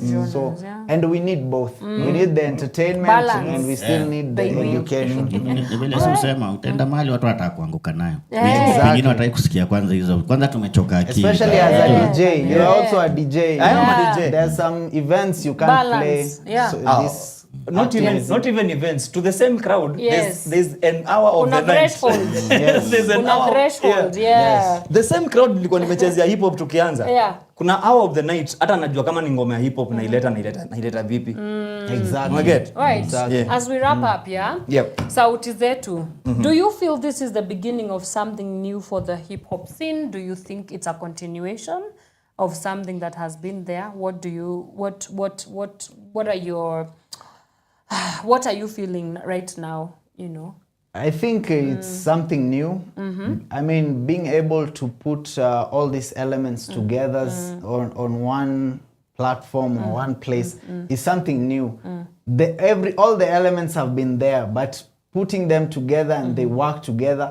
Like even these dancers who are dancing right now, they've not been dancing to hip hop before, but now they're listening, they're like, hey, tumia kipaji kuweka ukweli wazi. And they realize, oh, we can dance to something like this. It's not about booty and shake that and So for me, it's something new. All right. And also working with theater, it's something very new. And I've tried doing a short film before. It's called Togetherness. It's on our channel. You can watch the movie. What's the channel? Maovete on YouTube. And I really want to now see if I can even do more theatrical now that I have the hip hop. Because theater, like you can see Butere Girls, it means it's powerful. That's why when you see the government is disturbed about something, it shows this is very powerful. Right. So I would want to going forward to see like this Sauti Zetu show, Revolution of Thought, if we can tour. Like the plan was like we need people to support us so that we can take it to different counties. Speak to them right on that camera. Yes, Tell exactly. Them. Yes. So we need your support to help us at least bring this show to every place of the country. So and beyond. So if you can come to the show tomorrow, you maybe help us. There's a till number there. You can send something. What's the till number? No, I won't read it here. I didn't think about that. Okay, we will post. Post hapo kwa description box down below. But show ni kesho. Show ni kesho afternoon from 3 to 6 p.m. Okay. And it will be Mageuzi Hub? at Mageuzi Hub, which is near Chaka Place. Yeah, the one that's near Center. Yeah. Yes. So Metropolitan Court. Metropolitan Court. Yeah. So be with us there. Share with the story wherever you are. It's not just about M-Pesa and money. Even the thoughts that we share there, if you take them somewhere, you give us our thoughts, your feedback in the comment section. We know that the change is happening, so we will keep doing it, and it becomes bigger and better. Yeah. Amazing. Oh, guys, we till number nimeipata by the way. Umepata? Nimeipata. Some. So till number ni 933 5403. Itakupatia jina Endeleza Sanaa. Sema tena. 933 5403. All right. The name you will get in the feedback message is Endeleza Sanaa. Yeah. Yes, and I would encourage everyone to at least support an artist because art is the soul of a society. Tunaambiangwa sanaa ni kioo cha jamii. That's why the government is afraid when it is held just in front of them. Yeah. Unajua, if I talk about saizi nikaanza kusema wase drug dealers. Unadhani kuna pastor atakuja kuni arrest? Unless ana deal drugs kwa chati yake. So kama msee kamemuuma to the point of kutuma askari wengi hivyo. Bana mpaka OCS. Hadi OCS. Mpaka DCIO. Unajua DCIO ni nani wewe? Yeah, so askari 50 kwa got the power. Yeah, naweza ongeza tu hata kama iko kwa hiyo topic. No problem. Kitu Ruto amefanya wasi wakachukia makarao. Tulikuwa watu wapendi juu mtu ametuma sikupenda kwake. Naona juu kauli ya mse alikuwa malala na uli. Yaani umetuma manze msiyesu kuja kunishika. Ulikuwa unaona mse bila mpaka anamwangalia zile za. Twende tu station tu. Yaani ataki anajua ni anafanyishwa kazi ya iko. Exactly. Bana. Now the problem is kitambo tulikuwa tunaogopa makarao. Now you have made us hate them. You wanasukuma kufanya shughuli ya wadai. Because when we go to the streets, hao ndio wanakuja kutupiga risasi. Now they're even blocking public to see. Bro, mi hata sijui. Terrible.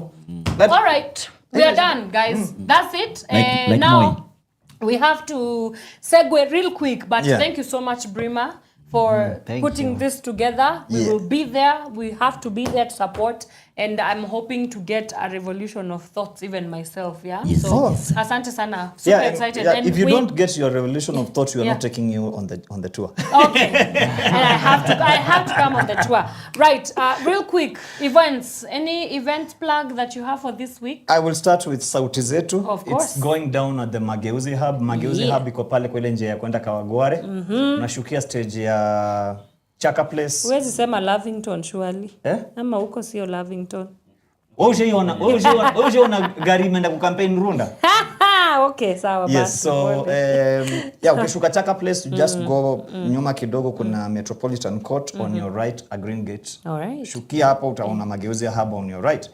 Yes, and the event is going down from 3 to 6. Okay. Right? Yeah. All right. Na usichelewe by the way, hii si ile unasikianga ati ni ya 3 ati unakuja 6 ndio inaanza Z. Hii ni play, tunaipiga right on time. Yeah. Yeah man. Alrighty. Elijah Mouse? Any plug? On the 17th hapo tu Mageuzi Hub bado. Okay. Na live recording ya Iko Nini. Yes. Bring in 1500 as from 4. Okay. Alafu on the 3rd of May. Of May, yeah. Kuna Elements. That's a hip hop show. Itakuwa na graffiti battle. Itakuwa the mall rooftop. The mall rooftop. Kuingia ni 800. Okay. Alibad I think ni 7 of tutashare the Yes. All right. Yes. Sawa. Na mimi the Nairobi Book Festival it's happening from today all the way till Sunday. itakuwa pale Alliance Française. So it's bringing together, you know, different artists, I mean, book writers, authors, poets as well, that have been published at the Nairobi Book Festival from today all the way till Sunday. A lot of great conversations happening. The theme that they shall be looking at is generational shifts and the rise of self-publishing.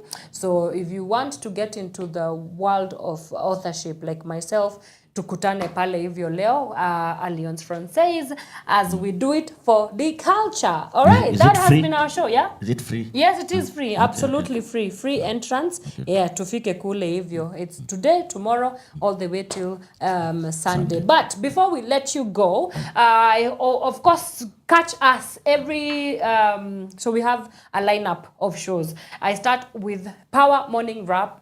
What is Power Morning Rap? What is that? It's the rap you rap in the morning. It is how we wrap up the morning in a powerful way. It is how we wrap up the morning. Oh, my days. My bad. Catch me every Monday, Wednesday, and Friday from 8 a.m. all the way till 10 in the a.m. for the morning drive show. And then after that, we usually have Caroline Murote coming in with Shivasations for all things women from 11 a.m. till 1 p.m. And then on Mondays, you can catch Mr. James Wanyoike, our in-house advocate with Sharia Dive. He brings us what is happening in the world of constitutionalism, you know, the law, legalist, and all things in between from 5 p.m. all the way till 7 p.m. That happens every Monday and Thursday as well from 5 p.m. to 7 p.m. And then, of course, we have our in-house hip-hop heads, you know, our hip-hop nerds, DjCj Kenya, as well as Elijah Moss with Gift of Gab, happening Wednesday from 4 p.m. to 6 p.m. and as well as Saturdays from 10 a.m. all the way till 1 in the p.m. I'm sorry. Yes.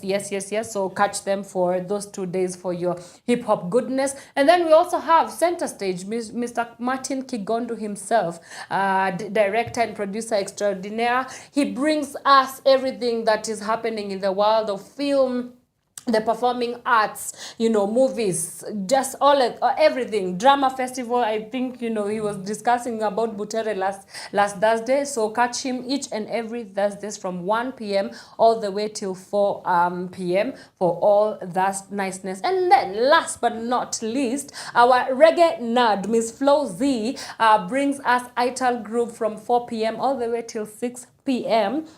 For all things reggae, raga, and everything that is happening from the Caribbean niceness. That is right after this. Yes, right after this. So please, tunakupea tu time kidogo tu 30 minutes and then tunakupatia 30 minutes ya kuendea jaba. Okay. From 4 p.m. till 6 p.m., that is definitely where you need to be. But as usual, it's always a pleasure doing this with you. I have been your hostess with the mostest, and Wanyoike. DjCj. Brima Maovete. Hey. Elijah Moza pa aka Baba Jem. Yeah, man. Musa Feri. Hey. Umeongeza? Umeunleash, Umeunleash. Tunafanya rebranding sasa. Jaribu kueleza wale wasipamuka tia niko na mtoi. Subliminal. Mapema. Ni disclaimer. Ni disclaimer. Useme sasa siku na madem wenye wamekuwa akikuangalia sasa, the hearts are breaking. No. Because of a kid. It doesn't take away anything. Squeezy. Out your. Hiyo ni plus. Alrighty, guys. Thank you so much for tuning in. We will see you tomorrow. Yes, tomorrow at Mageuzi for the Sauti Zetu Revolution of Thought. Theater meets hip hop is happening, guys. It's happening. And have an amazing weekend. We'll see you. No, we actually won't see them next Friday because it's gonna be Good Friday. Whoa! We'll see you on the other Friday. Yeah. Alrighty. Bye-bye. Mwah. Ciao. Adios. Adios, muchachos.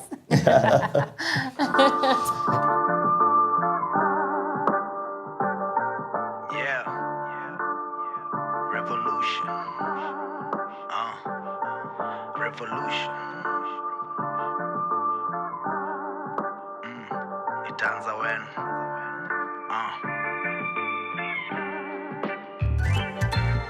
Revolution ikianza black man come sito atariza. Utajua Elijah na Moses walikuwa black uspo sign up. Na fikra teule kaza kinje kitile kwenye lineup. Maovete wata bring back the veterans kumasha. Revolution ikianza hautaona kustav kwa street my guy. Juku hodishi itakuwa reason enough ya kukufry.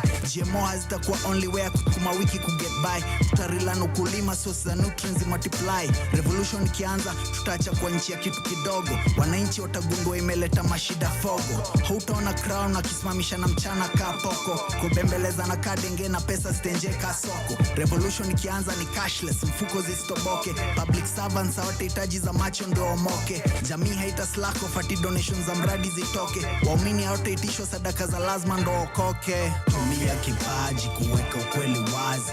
Hizi harakati tunafanya kama kazi. Highway televised, iko handaki hatuyachi. Hata mainstream tetea haki. Tumia kipaji kuweka ukweli wazi. Hizi harakati tunafanya kama kazi. Highway televised, iko handaki hatuyachi. Hata mainstream tetea haki. Sankara jalala tu salama sana tandani ya coffin. Black man kupata mamlaka bado vako ni ya mkoloni. Ni kama jabada ile mane ukombozi na worship. Pawa cash na kala ya ngozi. Siati ya waoni. Mali kuna fire sini lazima kuna moshi. Sikia kama mtoi amehata kitu baba Jona mata wali promise. Mwaga machozi. Tukienda kuandamana lafu namka kwa koti. Nikawa na kopi wanatupishwa rada na kiongozi. Kitu inafuata ni kuklapa kitu chapa tu makofi. Try kusimama lafu mguu katwa zinafika kwa magoti wanakopi. Ama slave master kujiita wala kama back in the 40s. Hasla na tanga siasa hutudanganya tukipanga line we are voting. Coping na kupambana mshara ukatwa mbaya time jo kutaksa wadosi. Coping na kupambana mshara ukatwa mbaya time jo kutaksa wadosi. Tumia kipaji kuweka ukweli wazi. Hizi harakati tunafanya kama kazi. Highway televised, iko handaki hatuyachi. Hata mainstream tetea haki. Tumia kipaji kuweka ukweli wazi. Hizi harakati tunafanya kama kazi. Highway televised, iko handaki hatuyachi. Hata mainstream tetea haki. Mafuta imepanda mwananchi alijaa gas. Unasoma no party works. Mangati wanatutax. Unakanga ukibonga fact. Tajiri amerelax. Bado mna clap hands. Maskini ame lose trust. Story lisemwa nusu jumkate likato half. Wako daily kwa mbulu gazeto kibonga trash. Matapeli ukalulu mazuzu ni wako rap. Mnyonge afanywe bubu mabuso kibusu ass. Meditate kuhusu life kila night. Wame legalize fegi. Shada rasta si light. Wana support mabati mashoga wakijidai. Backman ukiwasikiza wanakubackbite. Mambo inabaki kombo hata ukingara Nike. Kuna chuki kushoto kuna love on your right. One side wako happy the other side wanna cry. Najua nimekubamba but sifanyi juu ya likes. Tumia kipaji kuweka ukweli wazi. Hizi harakati tunafanya kama kazi. Highway televised, iko handaki hatuyachi. Hata mainstream tetea haki. Tumia kipaji kuweka ukweli wazi. Hizi harakati tunafanya kama kazi. Highway televised, iko handaki hatuyachi. Hata mainstream tetea haki.